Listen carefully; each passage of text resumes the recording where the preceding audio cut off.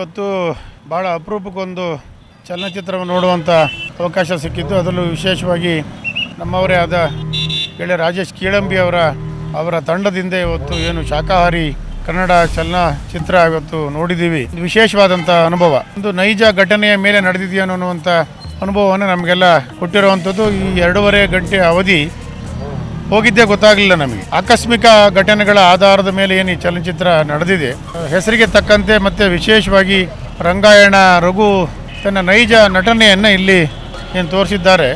ಪ್ರೇಕ್ಷಕರನ್ನು ಏನು ಅಟ್ರಾಕ್ಷನ್ ಮಾಡೋಂಥ ಅಂತ ಯಾವುದೇ ಇಲ್ಲದೆ ಹೋದರೂ ಕೂಡ ಪ್ರಾರಂಭದಿಂದ ಕೊನೆಯವರೆಗೂ ಕೂಡ ನಮ್ಮನ್ನು ಕೂರಿಸಿ ನೋಡಿಸುವಂಥದ್ದು ಮತ್ತು ಅದನ್ನು ಚಿತ್ರವನ್ನು ಆಸ್ವಾದನೆ ಮಾಡುವಂಥ ಒಂದು ವಿಶೇಷವಾದ ಅನುಭವವನ್ನು ನಮಗೆ ಈ ಶಾಕಾಹಾರಿ ಚಲನಚಿತ್ರ ಕೊಡ್ತದೆ.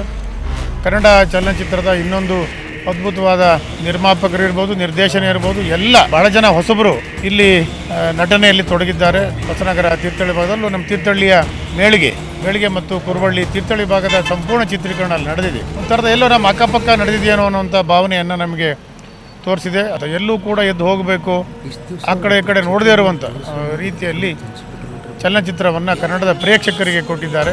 ಕನ್ನಡದ ಚಲನಚಿತ್ರ ಪ್ರೇಕ್ಷಕರು ಬಂದು ನೋಡಬೇಕು, ನೋಡಿದಾಗಲೇ ಅದರ ಅನುಭವ ಗೊತ್ತಾಗುತ್ತೆ. ಮಲೆನಾಡಿನ ಭಾಷೆ ಅದೇ ಥರ ನಾವೇನು ಮಾತನಾಡ್ತೀವೋ ಆ ಥರದಲ್ಲಿ ತೆಗೆದಿದ್ದಾರೆ. ನೈಜವಾದ ಚಿತ್ರಣ ಮಾಡಿದ್ದಾರೆ.